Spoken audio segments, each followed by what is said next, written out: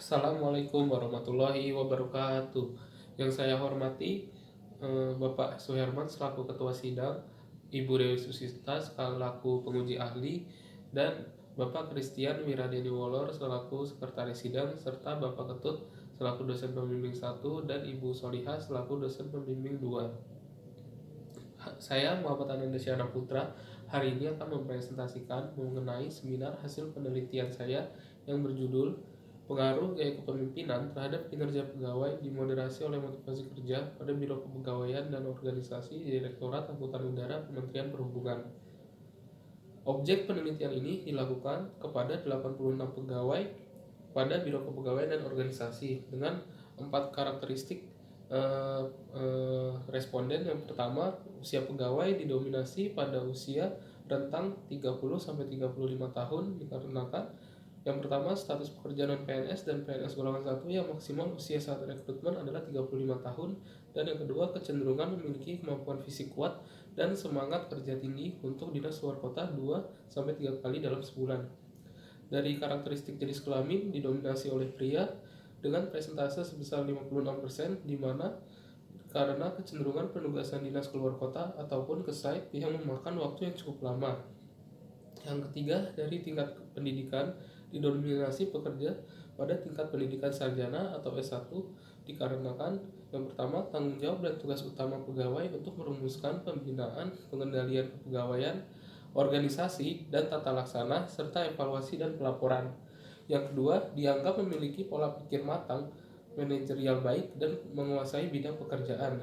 Dari karakteristik masa kerja, yaitu didominasi pekerja dengan masa kerja lebih dari 10 tahun, di mana yang pertama dikarenakan banyaknya pegawai di rentang usia lebih dari 36 tahun yang juga sejalan dengan batas pembukaan lowongan PNS di Kementerian Perhubungan.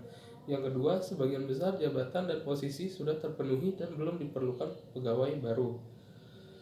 Selanjutnya, hasil dari pengujian instrumen. Yang pertama, uji validitas kuesioner. Untuk uji validitas disebar kepada 30 pegawai pada Biro Kepegawaian dan Organisasi, di mana hasil seluruh pernyataan mengenai variabel gaya kepemimpinan dan motivasi dinyatakan valid dengan R hitung lebih besar dari R tabel. Yang kedua adalah uji reliabilitas, di mana penelitian ini menggunakan teknik Cronbach-Alpha untuk mengukur besaran nilai positif dari variabel. Karena nilai Cronbach-Alpha untuk variabel gaya kepemimpinan dan motivasi bernilai lebih dari 0,6, maka dinyatakan variabel tersebut reliable. Selanjutnya, analisis deskriptif kinerja pegawai, di mana penilaian kinerja pegawai berdasarkan disiplin dan prestasi kerja. Pengambilan penilaian pegawai pada penelitian ini diambil pada periode Januari hingga September 2020. Berdasarkan data yang tersebut, terlihat bahwa 53 orang atau 61,63% pegawai mendapat penilaian kerja baik dan sangat baik. Hal ini menunjukkan bahwa kinerja pegawai di Biro Kepegawaian dan Organisasi dikategorikan baik. Selanjutnya, analisis deskriptif dari gaya kepemimpinan, di mana ada 4 dimensi. Dimensi yang pertama adalah directive leader, yaitu kuat dipengaruhi oleh cara pemimpin memberikan konsep penyelesaian pekerjaan dengan jelas dan mudah dimengerti pegawai, dibuktikan dengan 96,51% responden menyatakan sangat setuju dan setuju pada pernyataan nomor 3. Lalu dimensi yang kedua, yaitu supportive leader, yang kuat dipengaruhi oleh cara pemimpin memberikan sanksi atau penghargaan kepada pegawai tanpa membedakan jabatan, dibuktikan dengan 93,02% responden menyatakan sangat setuju dan setuju pada pernyataan nomor 6. Lalu yang ketiga, ada dimensi participative leader, yaitu kuat dipengaruhi oleh cara pemimpin melibatkan pegawai dalam penetapan tujuan secara bijaksana, adil, terbuka terhadap saran, yang dibuktikan dengan 95,35% responden menyatakan sangat setuju dan setuju pada pernyataan nomor 10. Yang keempat, dimensi achievement oriented leader, kuat dipengaruhi oleh cara pemimpin menuntut pegawainya untuk melakukan pengambilan keputusan sendiri dalam penyelesaian tugas, dibuktikan dengan 98,84% responden menyatakan sangat setuju dan setuju pada pernyataan nomor 11. Sehingga dapat disimpulkan gaya kepemimpinan di Biro Kepegawaian dan Organisasi secara umum dikategorikan sangat baik didukung tipe gaya kepemimpinan direct leader dan achievement oriented leader. Selanjutnya, analisis deskriptif motivasi, di mana dimensi yang pertama yaitu dimensi faktor intrinsik, kuat dipengaruhi oleh perasaan kesesuaian pegawai atas pekerjaan yang diberikan dengan kemampuan serta keahlian yang dimiliki. Dibuktikan dengan 95,35% responden menyatakan sangat setuju dan setuju pada pernyataan nomor 15. Lalu yang kedua, dimensi faktor ekstrinsik, kuat dipengaruhi oleh fasilitas dari perusahaan berupa kegiatan untuk mempererat hubungan semua pegawai dalam suasana kekeluargaan dan nyaman untuk pegawai termasuk hubungan dengan pemimpin. Dibuktikan dengan 96,52% responden menyatakan sangat setuju dan setuju pada pernyataan nomor 21.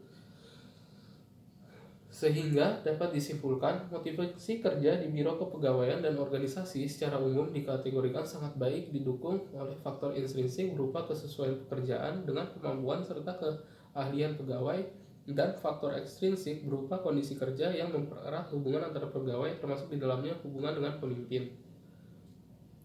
Selanjutnya, hasil uji asumsi klasik ada 3. Yang pertama adalah uji normalitas, di mana dalam penelitian ini gaya kepemimpinan dan motivasi menunjukkan nilai signifikansi sebesar 0,2, yaitu lebih besar dari 0,05, sehingga dapat dikatakan bahwa data yang diteliti berdistribusi normal. Yang kedua adalah uji multikolinearitas, di mana diketahui angka VIF untuk gaya kepemimpinan dan motivasi adalah 1,867, lebih besar kurang dari 5, sehingga di antara kedua variabel bebas tersebut tidak ditemukan adanya masalah multikolinearitas. Dan yang ketiga adalah uji heterokedastisitas, di mana diketahui bahwa korelasi antara gaya kepemimpinan dengan unstandardized residual memiliki nilai signifikansi sebesar 0,998, sedangkan motivasi memiliki nilai signifikansi sebesar 0,447.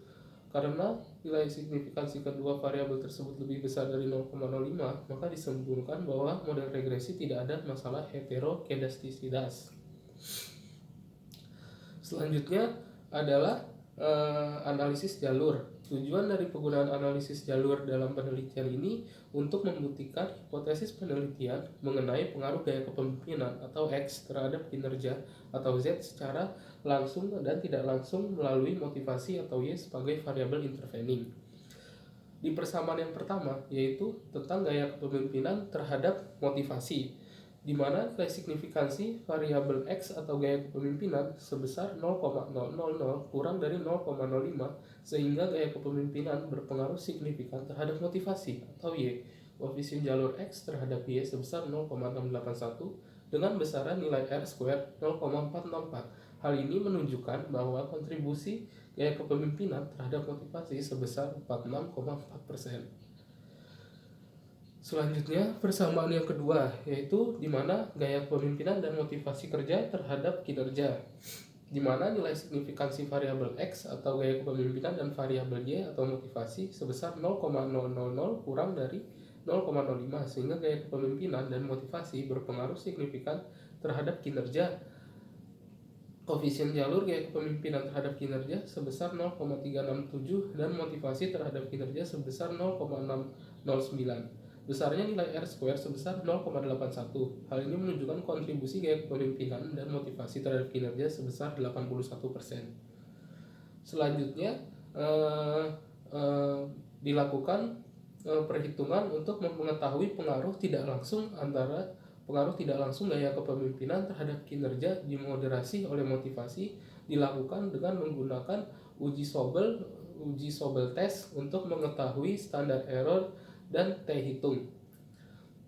Berdasarkan hasil perhitungan tersebut, diketahui bahwa nilai pengaruh gaya kepemimpinan terhadap kinerja pegawai sebesar 0,367 dan pengaruh tidak langsung gaya kepemimpinan terhadap kinerja pegawai dimediasi oleh motivasi sebesar 0,414. Yang berarti dalam penelitian di Direktorat Angkutan Udara Kementerian Perhubungan ini, nilai pengaruh tidak langsung gaya kepemimpinan terhadap kinerja pegawai melalui motivasi lebih besar jika dibandingkan dengan pengaruh langsung. Selanjutnya adalah interpretasi dari penelitian. Yang pertama, interpretasi pengaruh gaya kepemimpinan terhadap kinerja pegawai. Berdasarkan dari pengolahan data, diperoleh nilai T hitung lebih besar dari T tabel, yaitu sebesar 5,606, lebih besar dari 1,98 dengan nilai signifikansi 0,000 kurang dari 0,05. Hal ini menunjukkan bahwa hipotesis akhir dari H1 penelitian diterima, atau dengan kata lain, gaya kepemimpinan berpengaruh terhadap kinerja pegawai secara positif dan signifikan. Interpretasi yang kedua yaitu pengaruh gaya kepemimpinan terhadap motivasi. Diperoleh nilai T hitung sebesar 8,534, lebih besar dari T tabel yang sebesar 1,98 dengan nilai signifikansi 0,000 kurang dari 0,05. Hal ini menunjukkan bahwa hipotesis akhir dari H2 penelitian diterima, atau dengan kata lain, gaya kepemimpinan berpengaruh terhadap motivasi pegawai secara positif dan signifikan. Interpretasi yang ketiga, diperoleh nilai T hitung lebih besar dari T tabel, yaitu 2,225, lebih besar dari 1,98 dengan nilai signifikansi 0,0000 kurang dari 0,05.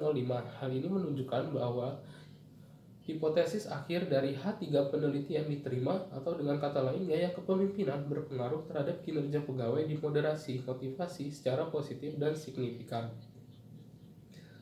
Selanjutnya adalah kesimpulan. Kesimpulan dari gambaran yang pertama, gambaran gaya kepemimpinan, motivasi, dan kinerja. Gaya kepemimpinan di Biro Kepegawaian dan Organisasi digambarkan sangat baik didukung oleh Directive Leader dan Achievement Oriented Leader. Sedangkan pada motivasi kerja di Biro Kepegawaian dan Organisasi sangat baik didukung oleh faktor intrinsik, yaitu kesesuaian pekerjaan dan kemampuan, serta faktor ekstrinsik berupa kondisi kerja, berupa kegiatan untuk mempererat hubungan antara pegawai termasuk dengan pemimpinnya. Dan yang ketiga, kinerja pegawai di Biro Kepegawaian dan Organisasi baik berdasarkan penilaian kinerja setiap bulan yang didasarkan pada disiplin dan prestasi kerja. Lalu kesimpulan yang kedua, secara empiris terbukti bahwa gaya kepemimpinan memberikan pengaruh positif dan signifikan terhadap kinerja pegawai. Yang ketiga, secara empiris terbukti bahwa gaya kepemimpinan memberikan pengaruh positif dan signifikan terhadap motivasi pegawai. Dan yang terakhir, secara empiris terbukti bahwa gaya kepemimpinan memberikan pengaruh positif dan signifikan terhadap kinerja pegawai yang dimoderasi motivasi. Selanjutnya adalah saran dan keterbatasan. Saran untuk Biro Kepegawaian dan Organisasi, di mana telah diterapkan gaya kepemimpinan dan pemberian motivasi kerja yang baik untuk menghasilkan kinerja pegawai yang baik juga. Diharapkan perusahaan dapat mempertahankan konsistensi pelaksanaan gaya kepemimpinan dan pemberian motivasi yang telah baik. Lalu yang kedua, kinerja pegawai sudah tergolong baik. Diharapkan dilakukan evaluasi faktor-faktor yang mempengaruhi kinerja pegawai seperti gaya kepemimpinan dan motivasi secara berskala sehingga kinerja baik pegawai dapat dipertahankan dan ditingkatkan. Lalu selanjutnya, saran untuk penelitian selanjutnya. Yang pertama, untuk penelitian lanjutan dapat mempertimbangkan untuk memasukkan variabel lain yang belum mempengaruhi kinerja pegawai yang belum diteliti dalam penelitian ini, seperti pelatihan, lingkungan kerja, maupun sistem karir. Dan yang kedua adalah model penelitian ini juga dapat dilakukan pada objek penelitian yang berbeda. Selanjutnya adalah keterbatasan dalam penelitian. Yang pertama, jumlah sampel penelitian sebanyak 86 orang yang belum dapat menggambarkan kondisi organisasi yang sesungguhnya. Lalu yang kedua, peneliti kurang mendapatkan informasi secara langsung dari responden mengenai objek penelitian dikarenakan penyebaran kuesioner yang dilaksanakan pada saat pandemi COVID-19. Dan yang terakhir adalah keterbatasan dalam proses pengambilan data akibat informasi dari responden yang tidak menunjukkan pendapat sebenarnya akibat adanya perbedaan pemikiran, anggapan, maupun pemahaman yang berbeda pada setiap responden. Dan faktor lain yang menjadi keterbatasan adalah faktor kejujuran responden dalam pengisian kuesioner yang berada di luar kendali peneliti. Sekian presentasi dari saya. Mohon maaf bila ada kata-kata yang salah. Terima kasih atas perhatiannya. Wassalamualaikum warahmatullahi wabarakatuh.